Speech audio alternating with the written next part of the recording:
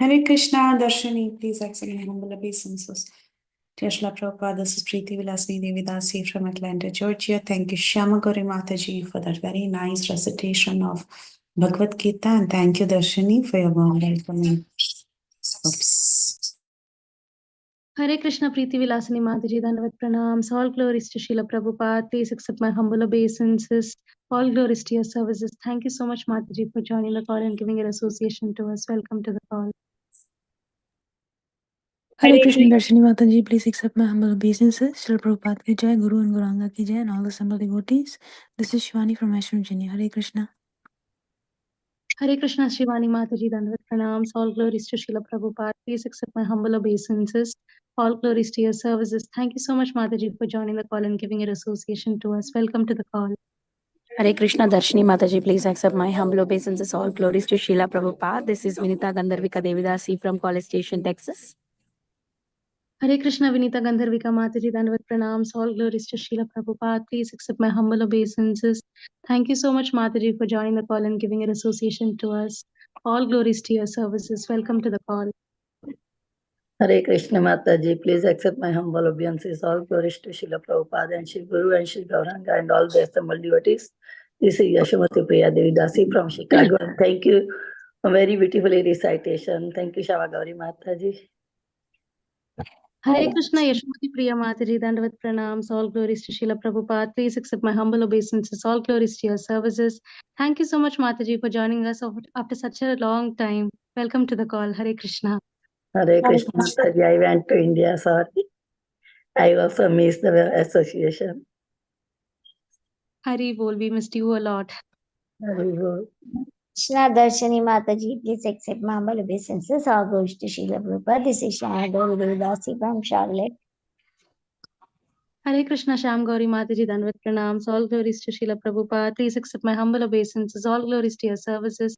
Thank you so much, Mataji, for joining the call and giving your association to us. And thank you so much for reciting so beautifully today. Welcome to the call. Hare Krishna Mataji, Dandavat Pranams. All glories to Srila Prabhupada, Guru Maharajas, and all the assembled Vaishnavas. This is Kirti Rasundri Dasi. Thank you so much, Shama Gauri Mataji, for the beautiful recitation. Hare Krishna. Hare Krishna, Kirtida Sundari Mataji, Dandavat Pranams. All glories to Srila Prabhupada. Please accept my humble obeisances. All glories to your services. Thank you so much, Mataji, for joining the call and giving your association to us. Welcome to the call. Hare Krishna Mataji, Dandavat Pranam, glories to Srila Prabhupada. This is Neetu from Baltimore. Hare Krishna, Neetu Mataji, Dandavat Pranams. All glories to Srila Prabhupada. Please accept my humble obeisances.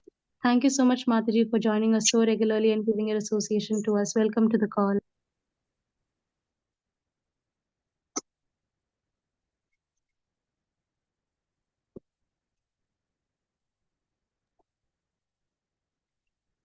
Hare Krishna, dear devotees. I welcome all of you to Bhakti Sangha Japa conference call's mid-morning session on Sri Caitanya Bhagavata. Once again, I would like to read Srila Prabhupada's quote for today before moving on to the session. 10th December.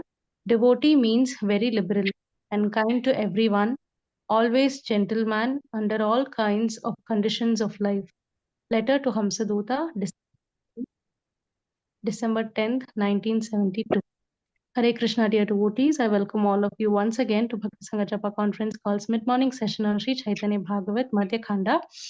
We are very fortunate to have His Grace Radha Pramod Prabhu with us today to enlighten us on this topic. Hare Krishna Prabhuji, Dandavat Pranams. All glories to Srila Prabhupada. Please accept my humble obeisances. We are very grateful to have you on the call with us to enlighten us on the topic of Sri Caitanya Bhagavat Madhya khanda, chapter 18, verses 205 to 214. Hare Krishna Prabhuji, I now hand over the call to you. Hare Krishna.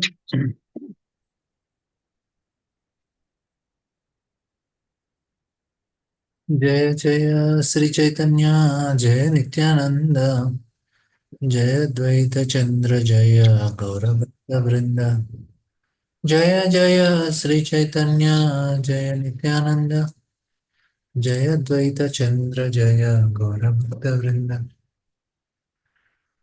This is Madhya khanda, text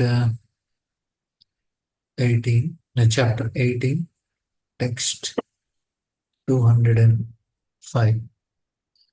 सत्य करिलेना प्रभु अपनार गीता आमी पिता पितामहा आमी दाता माता. The Lord confirmed his statement in the Bhagavad Gita. I am the father and grandfather. I am the support and mother. The Supreme Lord is absolute truth. There is an eternal relationship between the Supreme Lord and the living entities, who are his parts and parcels. The Supreme Lord is Vibhu, or unlimited, and the Anu, are limited. Living entities who are related to him are among his subordinate energies. The function of his illusory energy is to manipulate the Lord's various energies according to time, place, and circumstances. While confirming these topics, the Lord also established that even though the material designations of a living entity has no relationship with his Swarupa Lakshana or original characteristics, they certainly have a relationship with his Tatastha Lakshana or marginal characteristics. Pitahamasya jagato Little of mata George pitamaha. from I am the father of the universe, the mother, the support, and the grandsir. Anande Vaishnava Sabha Kare Sthana Pana Koti Koti Janma Yara Mahabhagya Yavana. All those Vaishnavas who had been most fortunate for millions of lifetimes now blissfully drank milk from Lord's best. स्तनेपाना सबारा विरह गेला दूरा प्रेम रसे सबे मत्ता हैला प्रचुरा. By drinking Lord's breast milk, their feeling of separations were mitigated and they became greatly maddened in mellows of ecstatic love. ये सब लीलारा कबू अवधि नाही हाया avirbhava tribhava veda matrakaya. Although the Vedas describe the Lord's appearance disappearance, there is actually no end to his pastimes. Maharaja Rajeshwara Prabhu Vishwambhara Ranga Karilena Nadiyara Bhitara. Lord Vishwambhara, the King of Kings, performs his pastimes in Nadia. Nikhila ब्रह्मांडे यथा स्थूल सूक्ष्म चाहे सब चैतन्य रूप बड़े करे पाचे. All gross and subtle elements in the universe are manifestation of Lord Chaitanya that later appear separate. The gross and subtle ingredients that have, according to their various qualities, manifest in this material world, which is a transformation of the external energy, are regarded as the variegatedness of the primary and secondary energies of consciousness. There is a difference between pastimes and activities.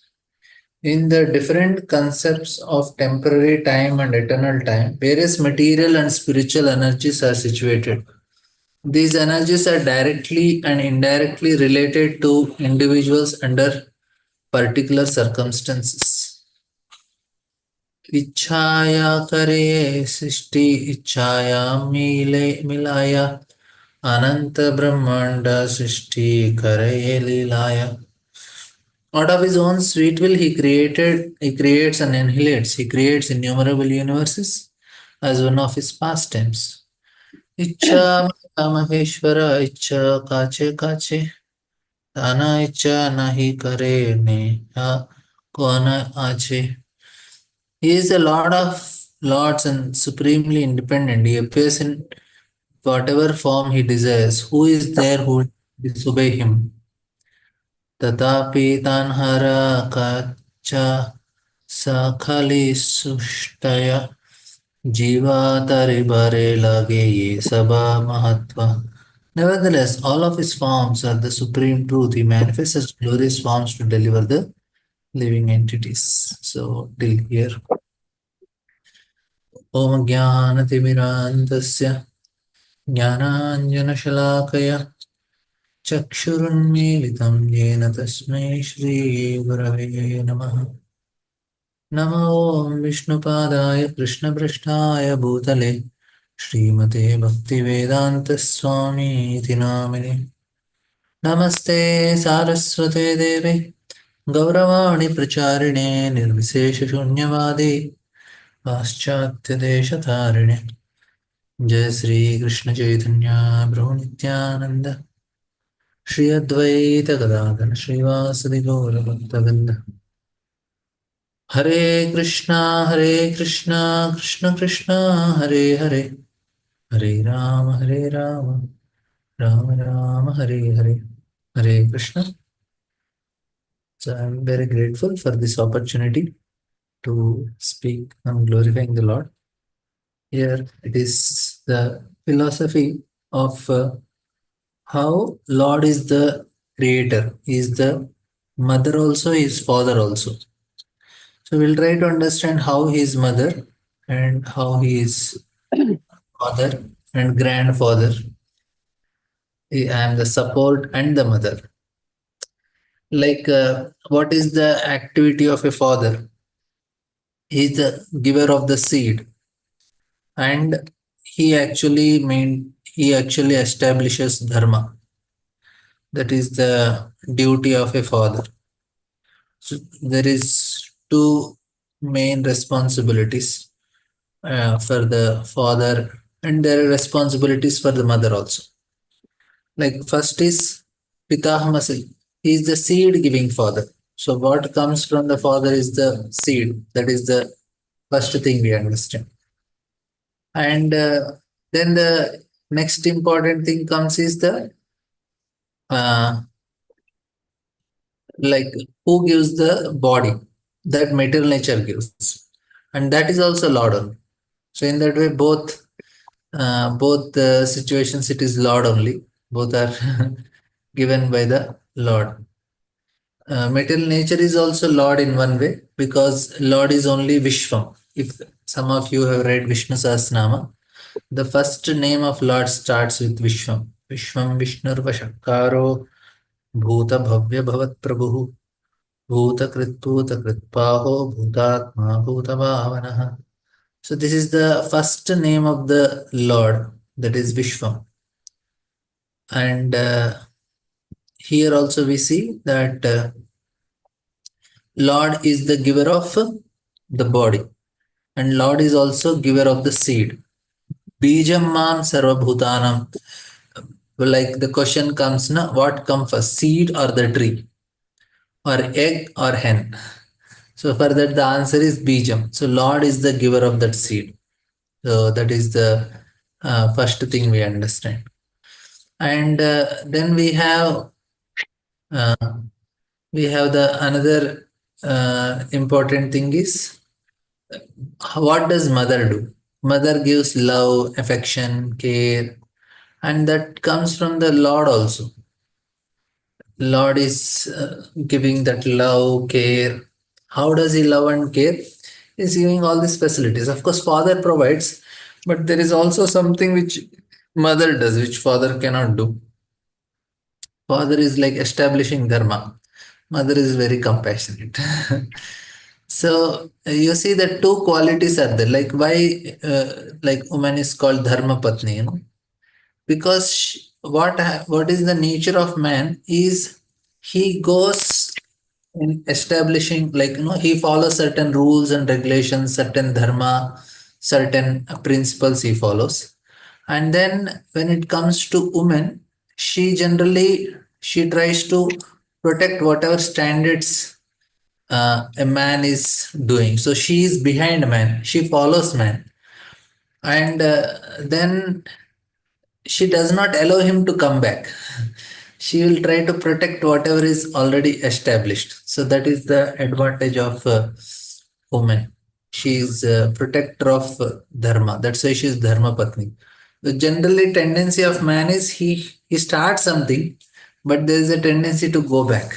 but woman does not allow him to go back. Like, so if you see any of the rituals that are started in the tradition in the house and all, once the woman takes up, she'll make sure that it is followed. Generation after generation, she'll make sure that it is followed. That is possible because of women only. Men generally don't do. That's why woman is called dharma patni. So what woman does na, she protects. So establishing of dharma is father, but protection of dharma is mother. So in that way, the if you see the whole matter, the laws are created by the Lord, but the protection, how it is giving, the Mother Durga is there. So she is doing the job.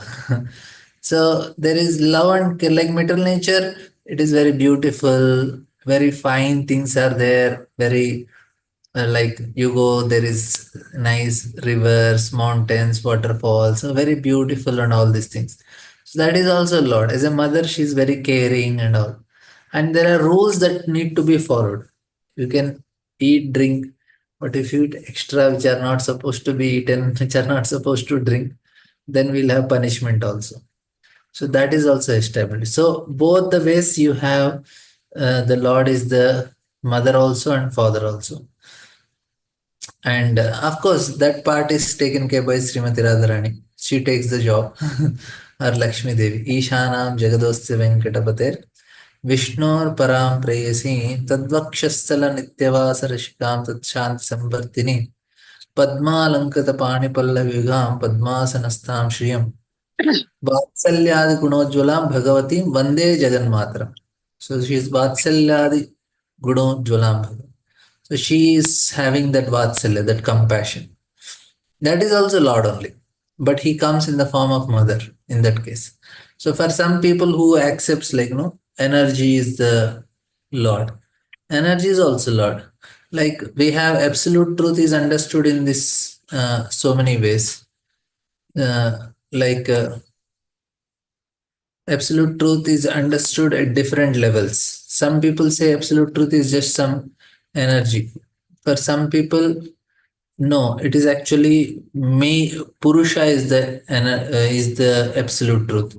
But for some people, it is combination of both, and we are in that category. We say actually it is Mithuna. Mithuna is a combination of Purusha and Prakriti.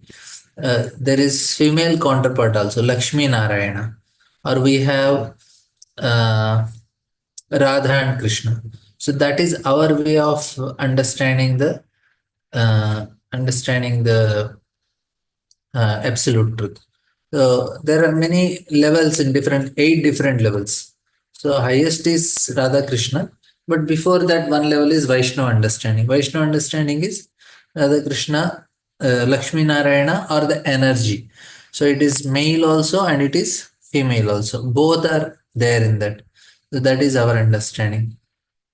And in that way, and then he is also mother, father, and then grandsir. He also is more compassionate. Like grandsir in the sense means Brahmaji is actually Pitamaha. He is the from him all the generations after generation came. So in that way we can say yes, from Supreme Lord it came. That's why he's Pitamaha also. And then other like how many people they go to father to get their things done, some people go to mother, and most of the Abrahamic religions the Lord is like father only, is like is the giver. And why that type of mentality comes, we'll try to discuss that aspect. Why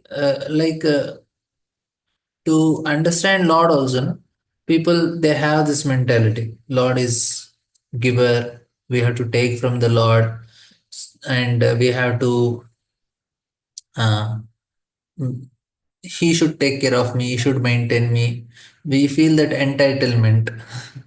So this is another big problem. It's a problem we can say, because that see we have these three tendencies. Okay, now we'll come to notes. I will try to share some notes.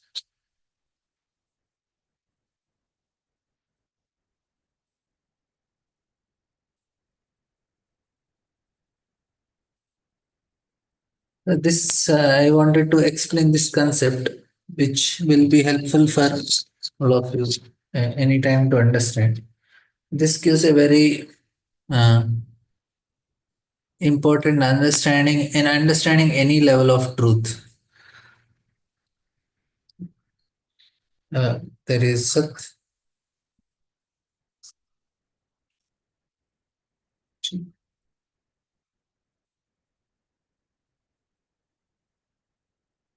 How there is Vedic way of explaining things. Our Vedic way of explaining things, one of the important is Sankhya. So I will tell why I am telling this. Generally, we give the example of a kaleidoscope. Like this is a they put boxes there, and you look into it, you rotate it, you get different colors, different images that are formed. It's very exciting to see if somebody has this experience. Kaleidoscope. So many things are there, very beautiful, nice colors, nice. Every time it can different patterns. Now somebody becomes very curious, want to know what exactly is there in that. And he breaks open and sees there'll be some pieces of glasses. So, but as such, it is forming so much variety. So there is so much variety in it, but ultimately it is only few pieces of glasses. You try to understand this example, it makes very good sense. Similarly, in this creation, we see so much variety. And then Sankhya, what it does, it shows us reality.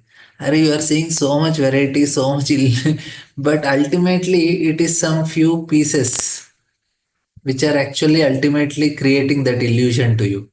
And Sankhya tells there are 24 elements.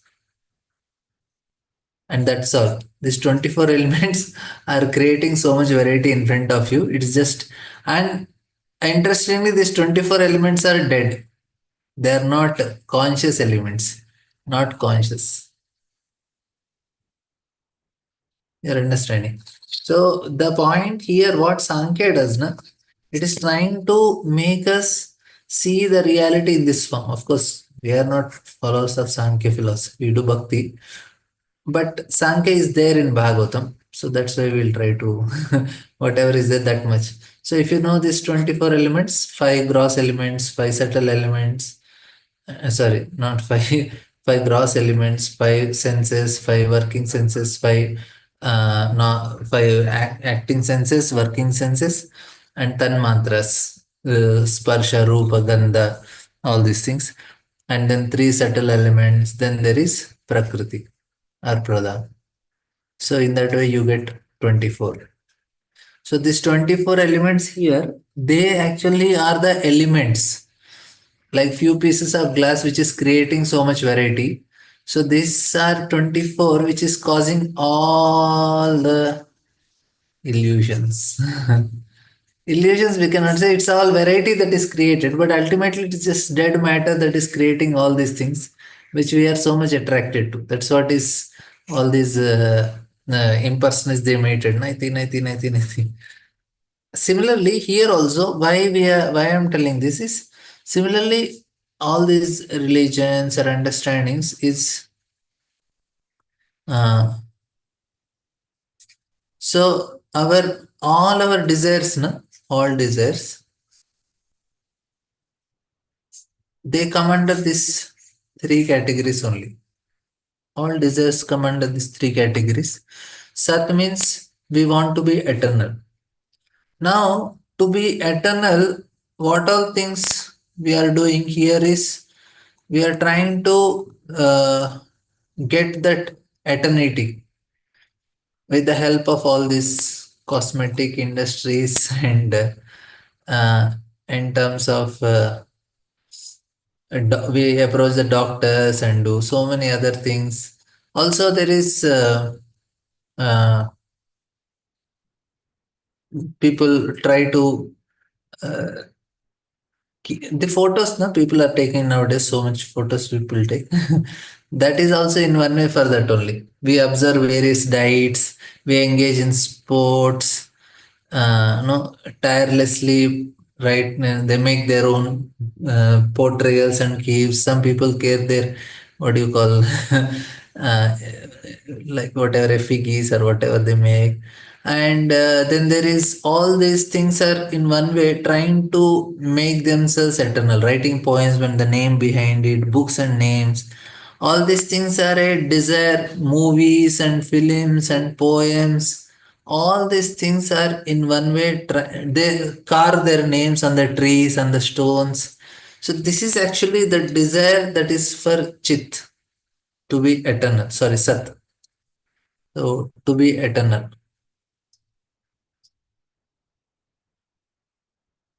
Right? And then there is Chit, to gain knowledge.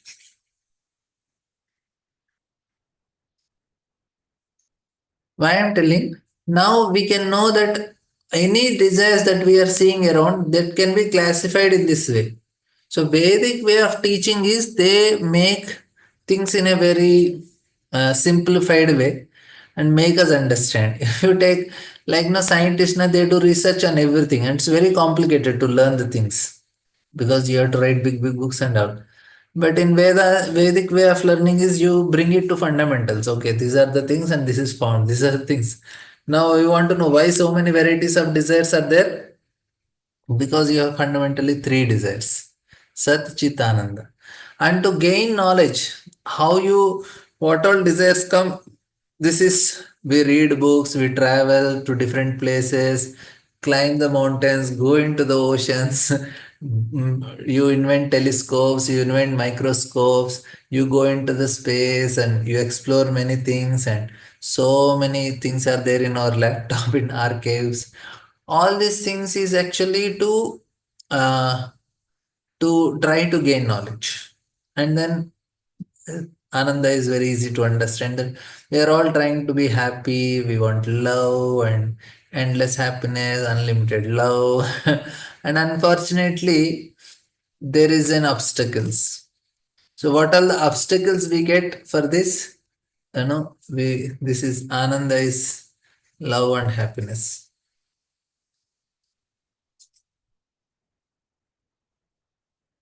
Now, and now, but it does not happen like this.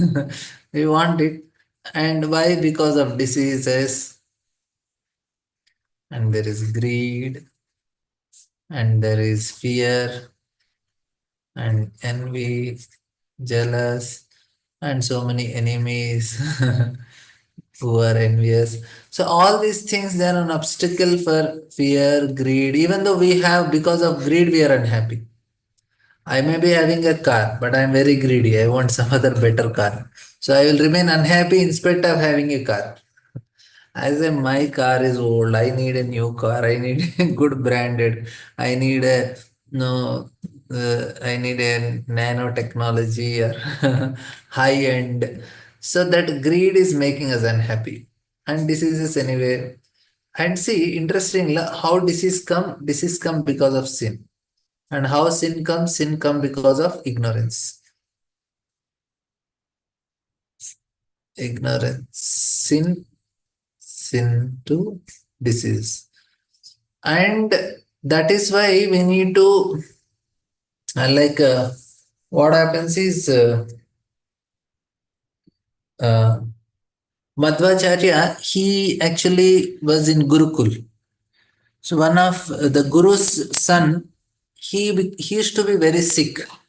So one time he came with Madhvacharya into the forest, and because there is Samit Paniyam, like you have to collect wood from the forest and bring for cooking. That was like main exercise for cooking and for yajna. Nowadays, that is not there, that is replaced by other things. But previously, people were very simple. Like, no, there was no much competition in Vedic culture. This side point I'll just tell. There is no much cutthroat competition. Everybody is happy with what they are doing because no, there is nothing like you have to grow on some material level. There is some simple growth. There is no technology, and there is always upgradation of technology and changing because people are not using any technology only previous ages. Like if you go 10,000 years back, people were using chariots, bullock carts, they were having simple ways of communications, and 5,000 years back, the same way. And if you go further back, it is also same way. So there is no advancement in technology, but the same technology they were using and they were very happy. Of course, they were having settled technology. Vimanas were there and all, but there is no upgradation. Like no, you have a Vimana, now you have to have a Vimana with which runs out of battery and Vimana which runs out of some other element. So they didn't add any much improvement in technology. They said, okay, just do tapasya and gain some settled powers and be happy with it. Nowadays, no, the competition, like, so that's why people, whatever level they are, they were very happy, you know. They were at least peaceful with what they are doing, and because of that, they could have time to focus on higher realities. Now, people are so much in competition world that they don't have time for thinking because they themselves are not very peaceful and happy because of this competition. People live in a very disturbed environments. Minds are disturbed, and and what happens is this sense gratification, unnecessary sense gratification, and it is so much advertised, and sense gratification is considered success, even though sometimes they don't want, they have to go to the party and dance, and no, unnecessarily they are promoted which they don't know, and they make their senses weak, and their mind is much more disturbed. Where they are not peaceful, where is a question of concentrating and trying to think about higher truth. Just to get a job and to settle only becomes 30 years. And then after that you think of marriage, and no, then it should, then there should be compatibility between man and woman, and then they will work for a house, and then they think of children because before getting children you should have sufficient money because you have to pay for their school fees, and by the time the child is settled they are in so much anxiety because they have to pay their EMIs. Of course, I am telling stories in India, but you may be having a different scenario. But anyway, but the thing is like there is so much caught up in these things. There is no question of no thinking about. For most of the people, they cannot think of higher realities. Even if they get little time, they just want to enjoy because that is what is advertised. I am missing out something. I am missing out something. Everybody is enjoying. I am not enjoying. I am missing something, and just people run without knowing anything, and then they die one fine day, unfortunately. So this is a situation, that is what is happening, and now this is all because of ignorance. There's no chance, so there is no question of any advanced technologies and all, that is not needed. Only what is happening is that makes people run. They end up in passion. They don't have peace. You may have flush toilets, you have room heaters and air conditioners and everything, but even though that was not there in the previous ages, still life was quite different and peaceful. Anyway, that was not, that is a side point. But what I want to tell is that uh, this is actually the cause. Disease actually also mental diseases, not just physical disease. This is also mental level. So mental diseases are also, mental disease, what? Unhappiness. Our unhappiness is because of sin, and that is because of ignorance. We lack knowledge. People don't work on gaining knowledge. They are working on gaining material knowledge, but we need to have spiritual knowledge to become free from that sin. This is unfortunately not. There is no training only, no department only. Prabhupada went to MIT and said, where is the department of Almighty? Where is the department about science of soul? No, there is no. That is the main thing. How to become happy. So anyway, so now here, what happens is we want to be Sat, but now there are problems. What is the first thing? The first problem is the human body, it cannot be eternal because it is, it is, no matter how much science make achievements, cannot fix this situation. Matter is doomed for destruction and decomposition. No way. After 50, 60 years, none of us who are sitting in this group, if somebody is arraying, okay, at least after 80 years, none of us in the group, we cannot expect that they will be there. There is a destruction, there is decomposition. That is truth. So, because of which the desire to be eternal is failed for us. And then, okay, what about the desire for knowledge? Yes, the human cannot fully realize his need in absolute and infinite knowledge because the material organs of cognition, the senses and mind, they're imperfect. But and also, whereas instability and unconsciousness are the same attributes of matter, they're actually very unconscious matter. So how can you gain knowledge with these imperfect senses? I want to gain knowledge, but my senses are imperfect, right? Same thing with happiness also, because the senses are limited, their ability to enjoy is also limited. I want to drink so much milk, but if I drink little extra, then I'll have problem in waking up in the morning. My body starts paining because it does not digest. Immediately body starts paining and all these things. So the point what I want to tell is that this is not fulfilled. So all these people who are working to fulfill their desires with their body and mind are going to fail. It won't work. Clear? That's why no need to try so much in this. The hopelessness is realized in realizing that these three aims, using matter, and proved itself countless times during the history of mankind. We are not, many intelligent people tried. And this is,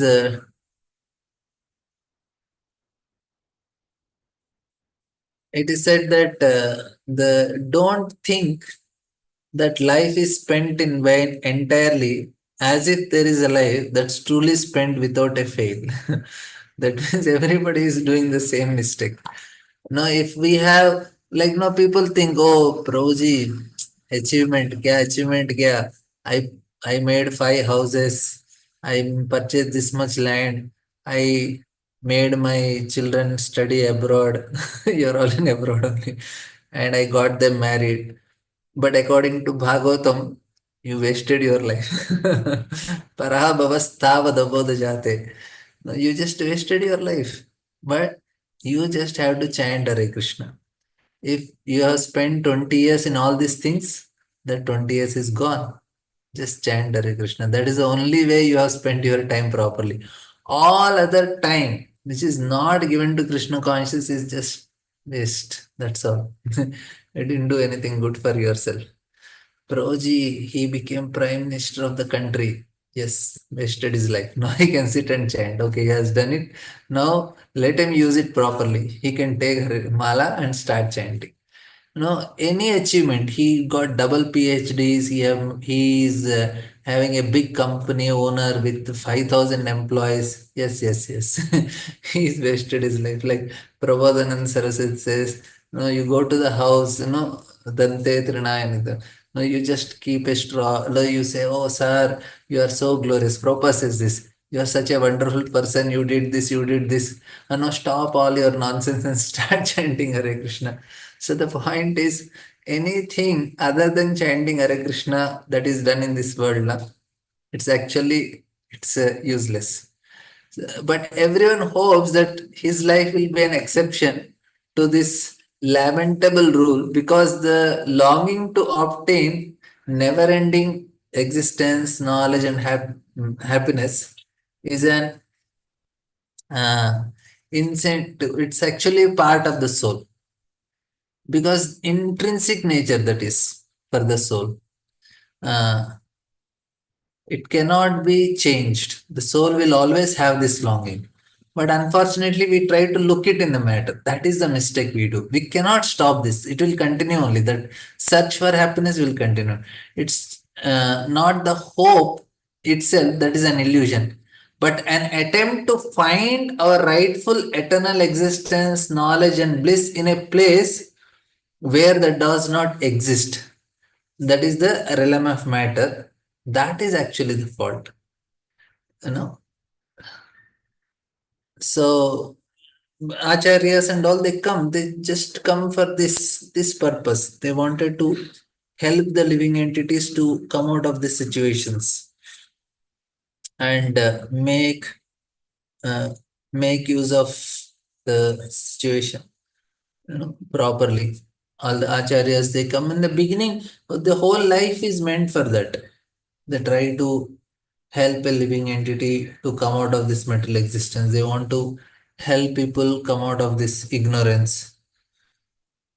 And Madhvacharya's, there is another story. He was a very small boy, maybe 2, 3 years old, 3 years. That time they were taking their uh, prasadam, and one person knocks the door, and he says that no, I am not going until I get my money back. His father, they become very sad because they took a debt from this merchant and to purchase a cow, but they could not pay. His father is very poor. So then they invite him. They said, okay, first come and eat something. He said, no, I'm not going to eat. And they also are fasting because unless you feed the guest, you cannot eat. So everybody was sitting, nobody is eating. So Madhvacharya, that time his name is Vasudev. He goes outside. There's a tamarind tree. He collects some tamarind seeds and in a bag, and he comes to this merchant and he says that, can we play? And he's a small boy, merchant sitting. He said, okay. And then he says, okay, hold your hands. And then he starts pouring. He said, I have so much money in my bag. And he knows there are tamarind seeds. I'll pour in it. As soon as you pour, it becomes all gold coins. And he says, oh, enough, enough, enough. He takes a little bit and he says, thank you. His father says, I'll pay you money when you come next time, remaining I pay. He says, okay. He comes the next time, and that time, Vasudev, his Madhvacharya in future, he touches him, he does not pay. Immediately experiences love in his heart. And that is actually the purpose of his appearance, the Acharya. He wanted to give this love to the living entities. And that is what is we are all searching, that love, eternity, knowledge, bliss. That is not in the matter, it is in spirit only. And people like musk deer, we give the example how it searches. So similarly, we are searching in a wrong place, and we have to write, we have to look, and that why we have to hear again and again, so that we can intensify our desire to get this realization. The desire should,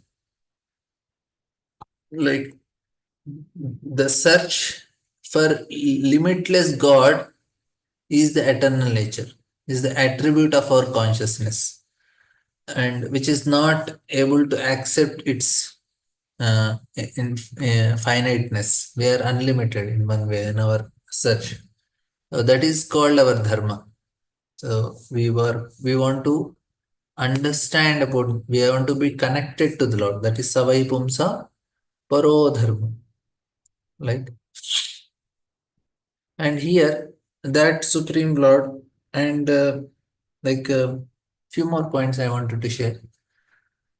Why people go for limited, like demigod worship or some babas and some gurus and all, is to fulfill these desires only. And Lord, he has, yeah, one more like very important thing I'll tell. Like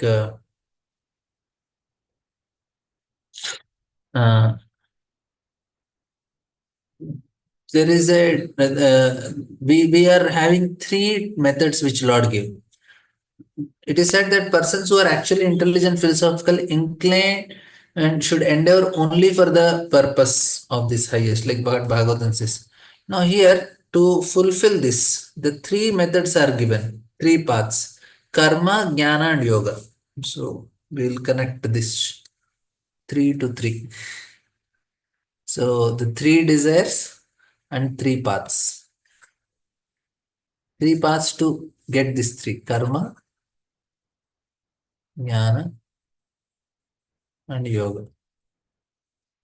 So we have three methods that are given.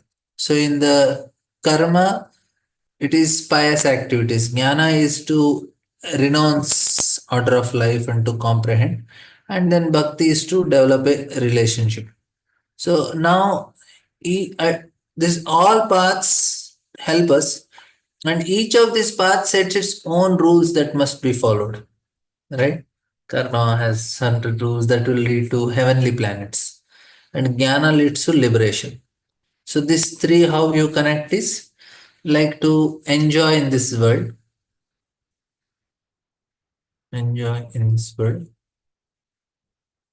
and then live along here to get out of this world.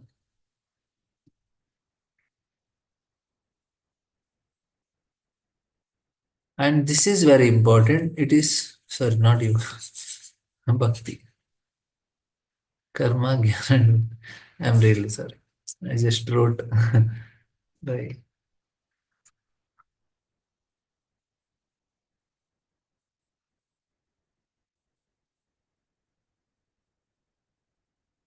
So three desires, three processes. Of course, there bhakti here we want to have develop relationships.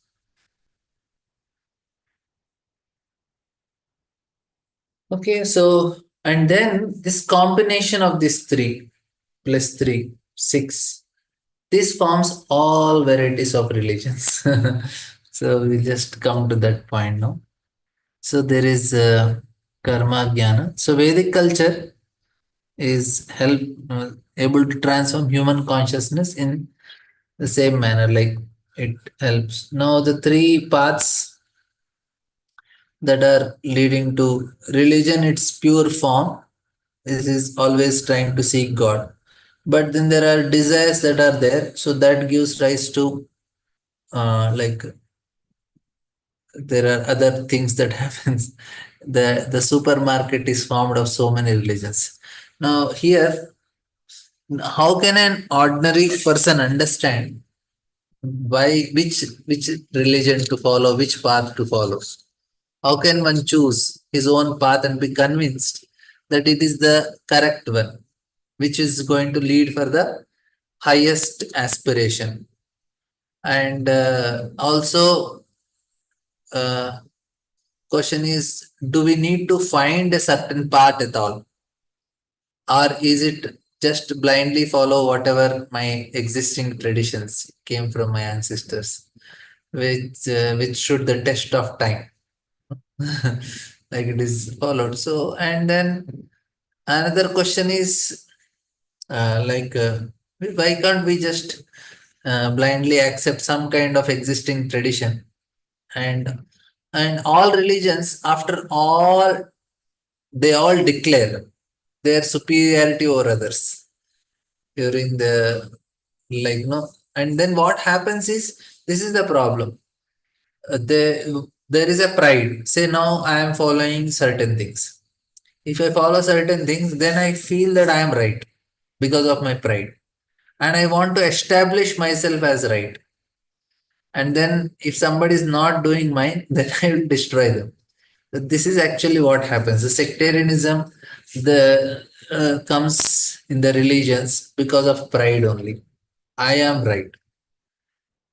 What happens is, because of during long term reading, they have all these religions, they have get dogmatic and some sorts of logic, and then there is some uh,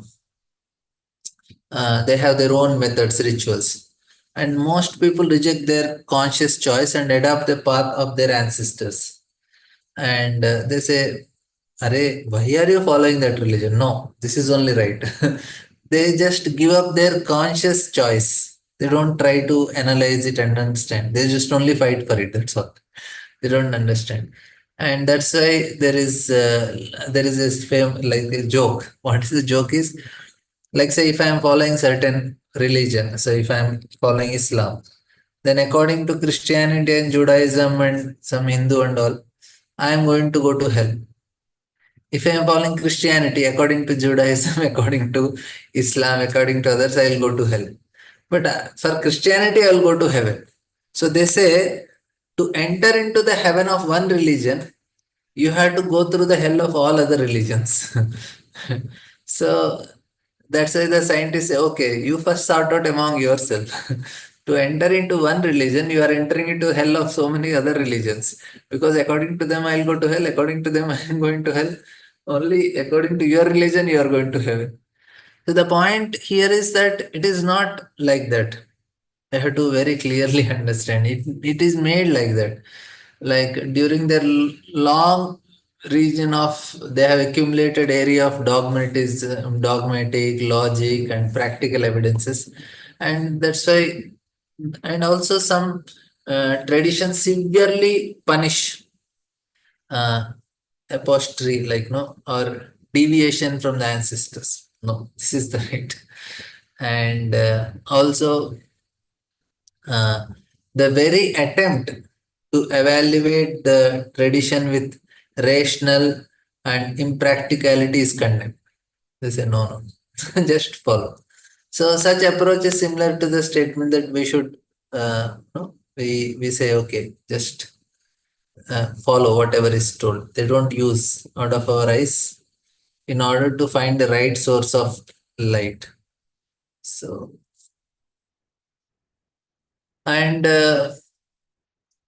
now, is it possible to understand that from this chaos no, of commandments, rituals, practices, parables, and myths without losing sanity and try to get right one? That is very important. Okay, so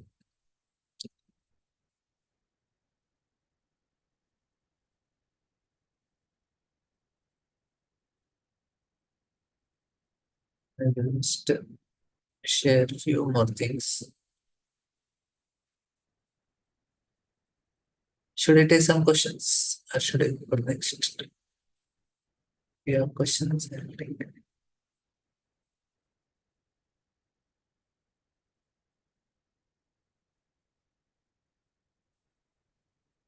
Okay, I will just few more points I will share if you don't have questions.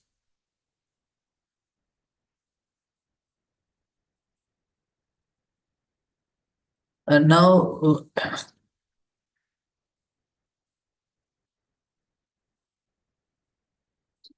like as a rule, blind faith prohibits one from following any religion consciously.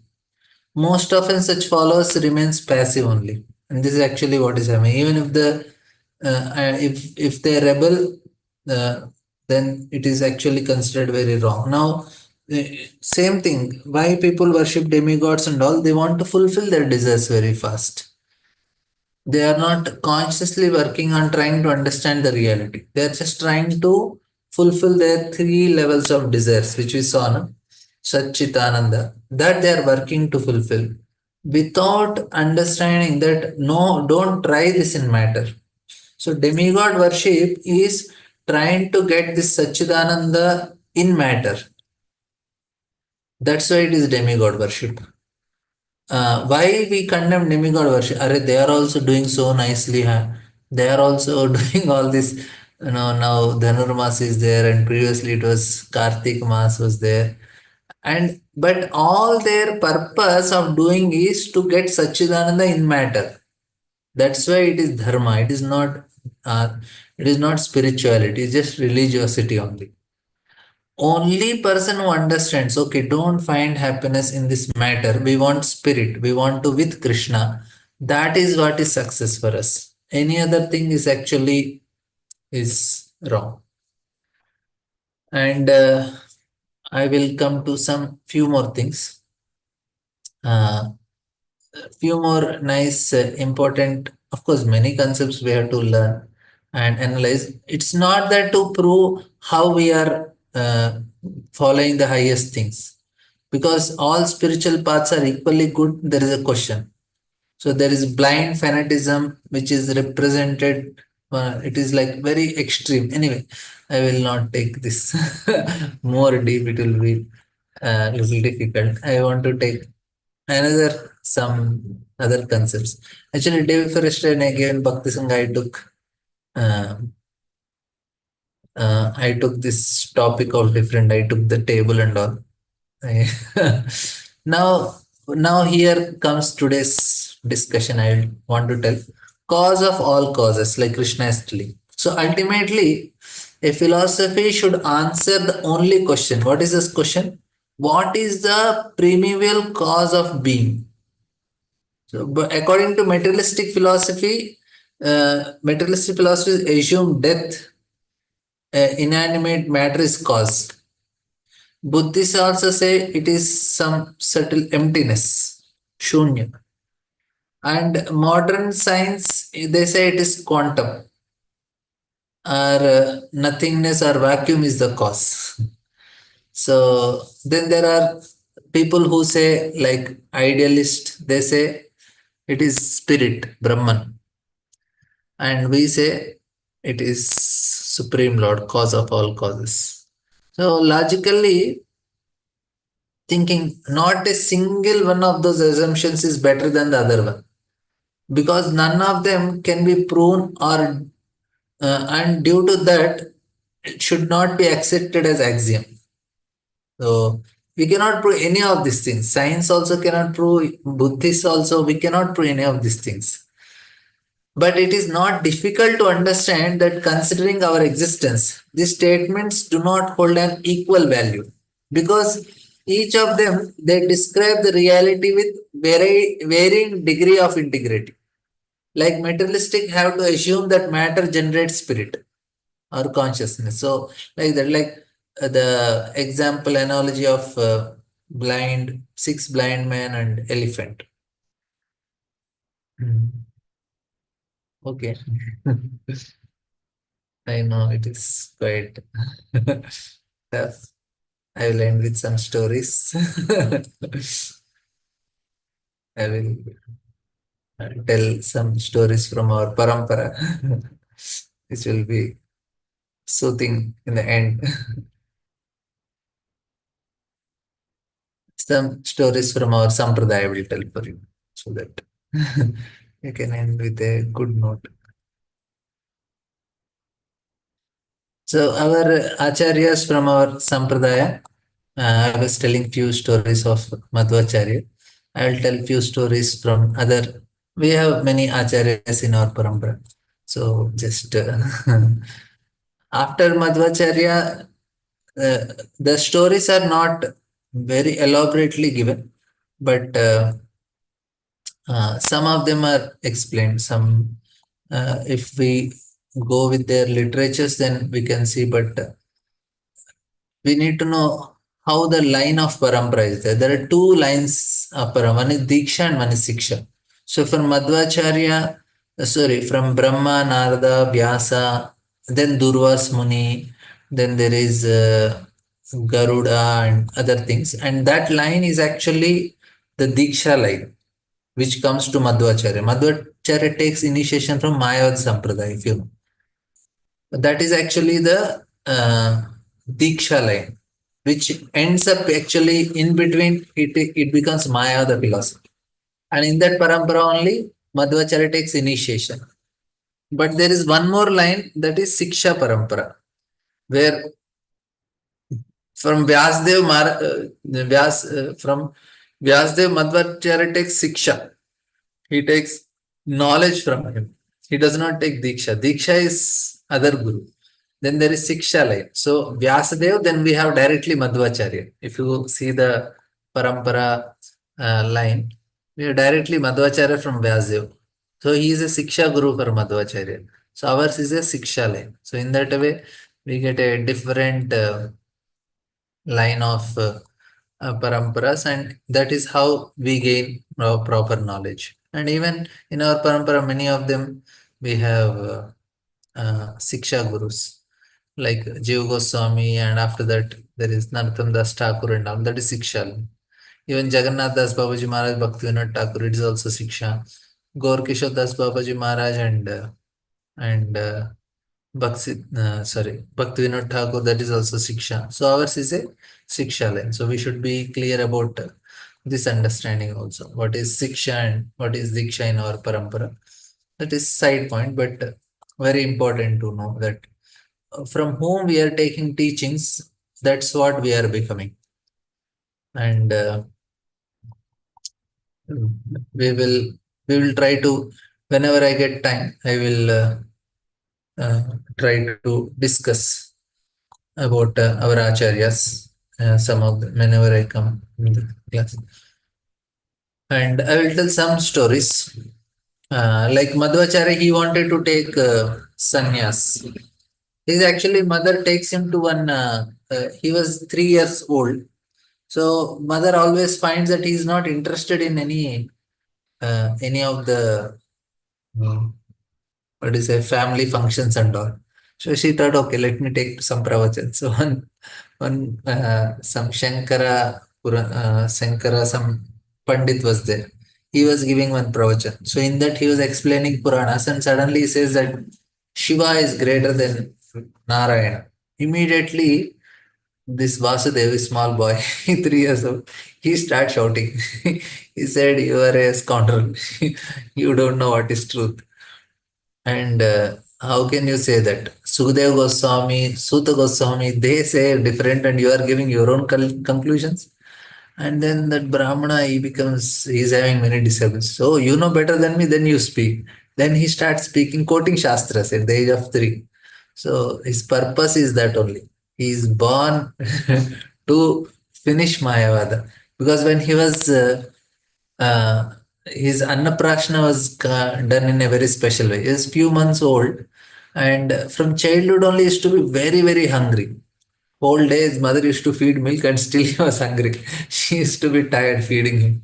So one day mother tells her daughter, "No, take care of your brother, younger brother, I will go and come." And she goes outside, and immediately little Madhvacharya was Vasudev that time, he starts crying. His sister trying to pacify him, but she could not do anything. And he was so intensely crying, she left the child in the house and she ran to bring her mother. And she kept him beside a horse gram bag, which is 40 kilos. And by the time mother and daughter came back, he ate everything. It was all, and he looked at mother and the daughter was surprised. What happened to this bag? It is empty. And then he started crying. And again, mother took in the lap and started feeding him. So very few months old only he started eating.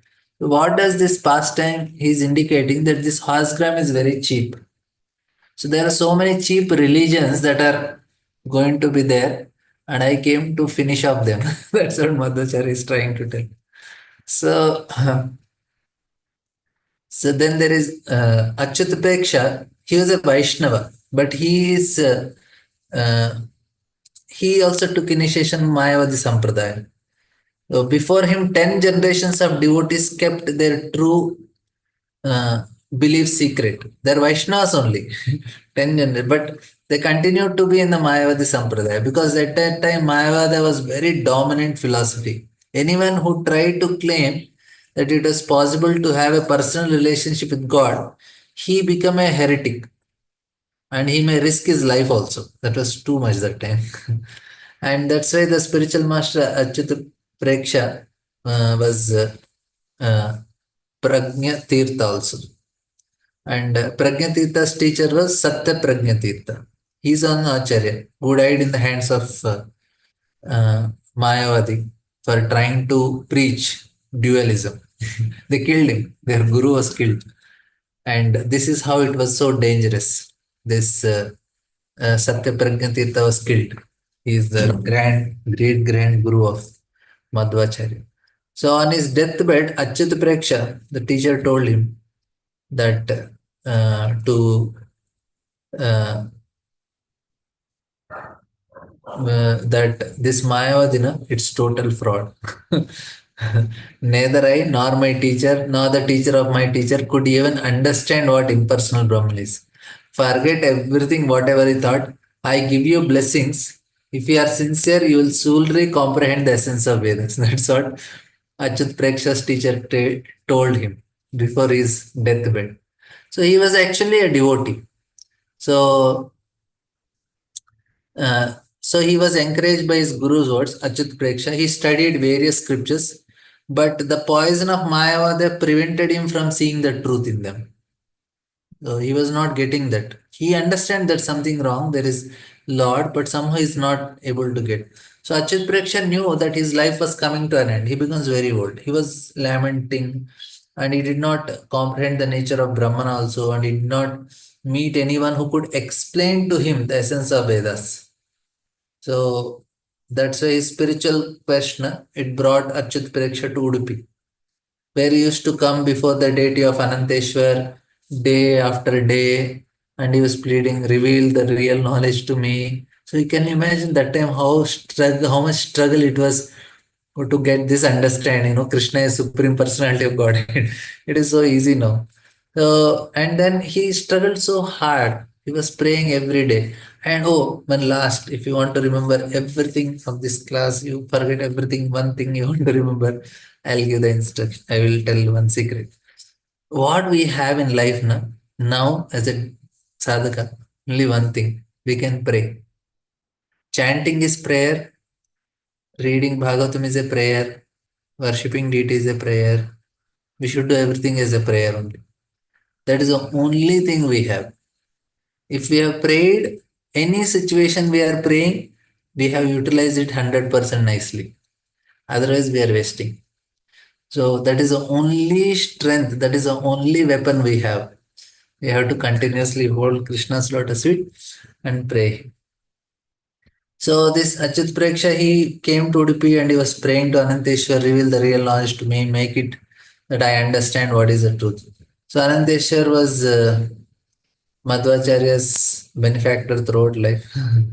So he used to possess many different people, and through their mouths he used to make some important predictions.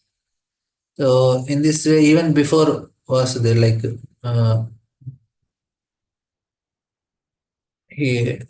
Madhvacharya came to the ashram of Achyut Preksha, Lord Anantesh himself entered into the body of certain person there and said to the Achyut Preksha that that I am very pleased with you. You have dreamed a comprehend you are going to get a very sincere devotee, and everything whatever you want you will get it. So he said, your sincere devotional service have borne fruit. Everything you dreamed, you will find its embodiment in your student. That's what he says. And you should call him Purna Prajna. So from Vasudev, he gets the name Purna Prajna, then he becomes Madhvacharya. Purna Prajna means all knowing. So that's actually who is the guru of Madhvacharya. Okay, thank you very much. Sorry, I took extra time. We'll end here.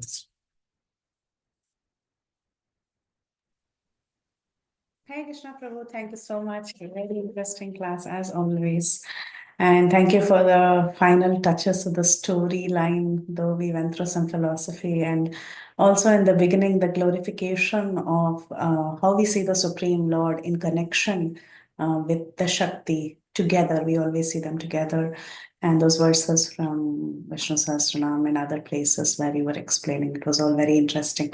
Thank you so much, Prabhu. Thank you so much. We have questions. Sukhsagri Mataji, please go ahead. Hi Krishna Prabhuji, Danvat Pranams. Thanks for the beautiful class. Prabhuji, I wasn't sure, you were mentioning something and then you said maybe I should not go into this topic. I mean, I don't know, like at least a couple of times you mentioned that, Prabhuji. So, I mean, is that something like for the class, or I didn't quite understand, Prabhuji? Madhya, can you repeat the question? There was some noise outside, I couldn't hear. No, Prabhuji, like at least 2 times you mentioned that you would like to discuss something, but then you refrained from discussing. I don't know. I was just wondering, is it like Oh, something no, no. I related thought to the I will go class? more deeper. It is confusing because already it spoke so much philosophy. That's why I jumped to some story. Oh, okay, He Prabhuji. said, Yeah, "Oh, I was next just class." curious. I mean, I was just wondering what it is like Prabhuji wanted to There are share. so many things we can discuss on this topic of various religions, Mm-hmm. how what they are connected, how they are connected, and why there are so many, and what is in which category they come. So that was like I thought of discussing, but it is like very technical. Oh, sure, Prabhu. Some other time when you have the time. Yeah. Yeah. Thanks so much, Prabhuji. Hare Krishna. Hare Krishna, Prabhuji. Dandavat Pranam. So, glories to Srila Prabhupada. Thank you, Prabhu, for the very wonderful session. So, Prabhuji, just one little thing I want to understand. In the beginning of the session, you mentioned that how uh, actually Supreme Lord is the seed-giving Father and He gives everything. But then, whatever the desire Jiva has, and to fulfill that desire, material nature provides the body. So, like it's the role of a mother or you can say the material nature. But then you said that even the body is provided by the Supreme Lord only. In one sense, yes, Sarva Karana Karanam is the Supreme Lord. But how can we understand the role of material nature in this regard, apart from just obeying the orders of the Supreme Lord? Oh, this material nature is also Supreme Lord only. He is Brahman, he is Vishwam. This material nature is also Lord only. It is his energy. In that way, it is him only. Oh, you So, mean to say to understand that there is no difference between energy and the energetic? energetic, yeah. That's why he is mother also. Because he is Vishnu Sahasranama, the first name is Vishwam. That means the support. And it is also called Brahman. So he is Brahman also, he is Vishwam also. The Virat Rupa is Lord only. All energies are him only. So in that way, it is him only. Oh, okay. Yeah, that makes sense, Prabhuji.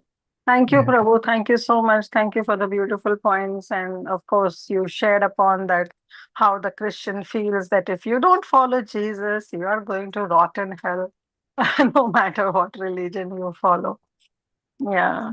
So, yes, Prabhu, everybody has their own conception.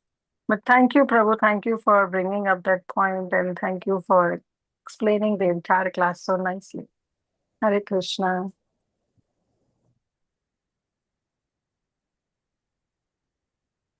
Hare Krishna Prabhuji, thank you so much for the beautiful class. Very grateful to you. You always accept the class, even in the last minute. We are very grateful to you, Prabhu. Thank you for the stories. Thank you for the philosophy too. I really like the recent interview that you have done in Telugu. Thank you so much for that. The way you answered to him was so nice. Thank you so much, Prabhuji. That lecture, I couldn't forget. Even it is 1.5 hours long, I don't feel it is like, too long. Even if it would have continued, we could watch it. Thank you so much, Prabhuji. Please give more such interviews so that we can enjoy. Hare Krishna. I especially like when you said that you want to teach and give this knowledge to everyone. It doesn't matter how many students are listening to the, even if it is 2, 3, it doesn't matter. Your only service is to teach. It doesn't matter how many people come to the class. That really inspired a lot, Prabhuji. Thank you so much. Hare Krishna. Yeah, means for me, last month classes means I feel somebody is in crisis. So that's why I accept the class. Otherwise, if you give me in advance 1 month before, 2 months before, then I'll think many times. What is a pros in crisis? So then, then I feel okay, let me help. That's why I accept the classes in crisis. Thank you, Prabhuji. Thank you so much. Very grateful to you always. Thank you. Will I end here? Yes, Prabhuji. Is there anybody having any more questions or realizations? The Preeti Mataji said, please take over, Mataji. Thank you, the devotees, and thank you, everybody. If there are no... Janan Prabhu, do you have a question? You have unmuted. Okay. Okay, so then we can end the call here. Vancha kalpatarubhyascha kripa sindhubhyeva cha patitanam pavanebhyo सत्कर्मफलेभ्यो vaishnavebhyo वैष्णवेभ्यो नमो नमः अनंत कोटि वैष्णव वृंद की जय, श्री जय। चैतन्य की महाप्रभु की जय, श्री श्री चैतन्य जय। भागवत की जय, की His जय। Grace राधा जय। प्रमोद प्रभु की प्रभु जी जय। की हरे जय। कृष्ण प्रभु जी, दंडवत प्रणाम। Hare हरे Krishna. कृष्ण।